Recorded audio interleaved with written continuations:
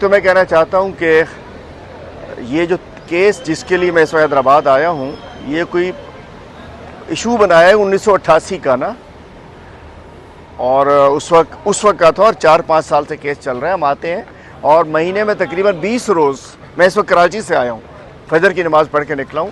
مہینے کے 20 روز میں اکثر کہتا ہوں کہ جیسے لوگ نوکریوں پہ جاتے ہیں، بچے اسکول جاتے ہیں، اسی طریقے سے ہم بھی ہر روز صبح تقریباً کورٹ جاتے ہیں.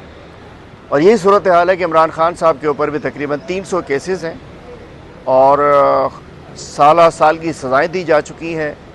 خان صاحب کو 3 سال 5 اگست کو پورے ہونے والے ہیں.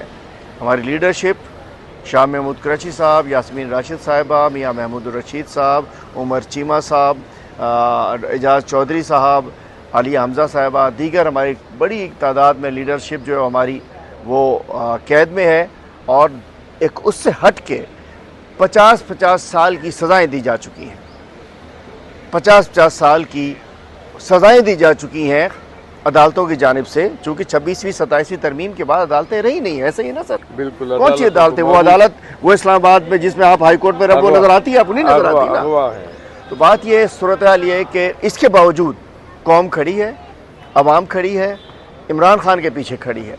اب میں ایک اور خاص بات کہنا چاہتا ہوں کہ انڈیا میں تو وہاں کے چیف جسٹس صاحب نے ایک محاورتاً، ایک تذکرتاً نوجوانوں کو ایک کاکروچ سے ہلکا سا تشبیہ دی تھی، جس کے اوپر انڈیا نے پھر وہ نوجوان نکلے.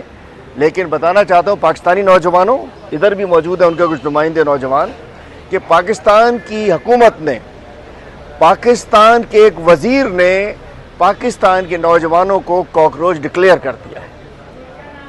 اس کا مطلب ہے کہ پاکستان کی یہ حکومت، موجودہ رجیم، کاکروچ مینس کیڑے مکوڑے، یہ موجودہ رجیم نے آفیشلی اناؤنس کر دیا ہے کہ پاکستان کی یہ جین زی جو ہے، پاکستان کا جو نوجوان ہے، یہ کیڑے مکوڑے ہیں.